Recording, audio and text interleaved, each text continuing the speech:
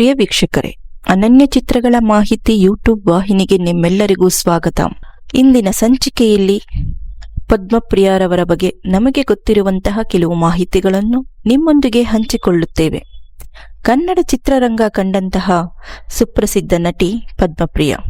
ಇವರ ಮೊದಲ ಹೆಸರು ಪದ್ಮಲೋಚನಿ. ಚಿತ್ರರಂಗ ಪ್ರವೇಶಿಸಿದ ನಂತರ ಪದ್ಮಪ್ರಿಯ ಎಂದು ಹೆಸರಾದರು.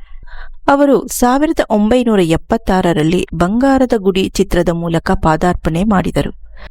ಇವರು 1970ರ ದಶಕದ ಉತ್ತರಾರ್ಧದಲ್ಲಿ ಜನಪ್ರಿಯ ನಟಿಯಾಗಿದ್ದರು.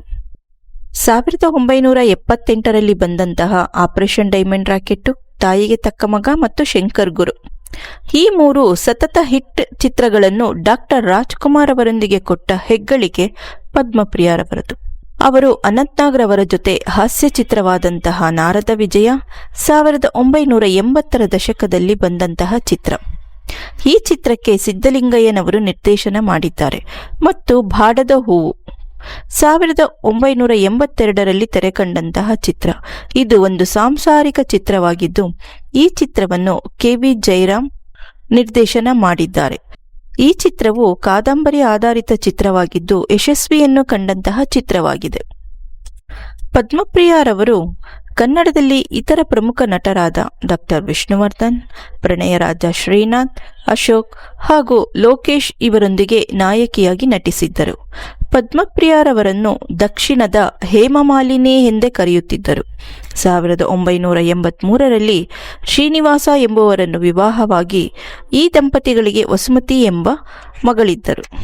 ಪದ್ಮಪ್ರಿಯ ಅಭಿನಯಿಸಿದ ಇನ್ನಿತರ ಜನಪ್ರಿಯ ಚಿತ್ರಗಳೆಂದರೆ ಎಂ.ವಿ. ಶೇಷಗಿರಿರಾವ್ ನಿರ್ದೇಶನದ 1980ರಲ್ಲಿ ತೆರೆಕಂಡಂತಹ ನಾಯಕ ನಟರಾಗಿ ನಟಿಸಿರುವಂತಹ ಲೋಕೇಶ್ ಮತ್ತು ಶ್ರೀನಾಥ್ ಅಭಿನಯದ ಚಿತ್ರ ಪಟ್ಟಣಕ್ಕೆ ಬಂದ ಪತ್ನಿಯರು. 1979ರಲ್ಲಿ ಸಿ.ವಿ. ರಾಜೇಂದ್ರನ್ ನಿರ್ದೇಶನದ ಶ್ರೀನಾಥ್ ಮತ್ತು ಶಂಕರ್ನಾಗ್ ಅಭಿನಯಿಸಿರುವ ಚಿತ್ರ ಪ್ರೀತಿ ಮಾಡು ತಮಾಷೆ ನೋಡು.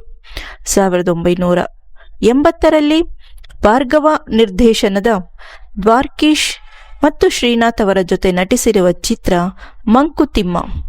1982ರಲ್ಲಿ ಜೋಸೈಮಾನ್ ನಿರ್ದೇಶನದ ವಿಷ್ಣುವರ್ಧನ್ ಅವರೊಂದಿಗೆ ನಟಿಸಿದ ಚಿತ್ರ ಊರಿಗೆ ಉಪಕಾರಿ. ಪದ್ಮಪ್ರಿಯಾರವರು 16ನೇ ನವೆಂಬರ್ 1997ರಂದು ನಿಧನರಾದರು. ಇವರ ಮರಣದ ನಂತರ ಅವರ ಮಗಳು ವಸುಮತಿಯವರು ಚಿತ್ರರಂಗಕ್ಕೆ ಪಾದಾರ್ಪಣೆ ಮಾಡಲು ಪ್ರಯತ್ನಿಸಿದರು. ಆದರೆ ಫಲಿಸಲಿಲ್ಲ. ಈಗ ಅವರು ಹೊರದೇಶದಲ್ಲಿ ನೆಲೆಸಿದ್ದಾರೆ. ಹೀಗೆಯೇ ಕನ್ನಡ ಚಿತ್ರರಂಗಕ್ಕೆ ಉತ್ತಮವಾದ ಚಿತ್ರಗಳನ್ನು ನೀಡಿ ಕನ್ನಡ ಚಿತ್ರ ರಸಿಕರ ಮನದಲ್ಲಿ ಅಳಿಸಲಾಗದ ಅಧ್ಯಾಯ ನಟಿ ಪದ್ಮಪ್ರಿಯ.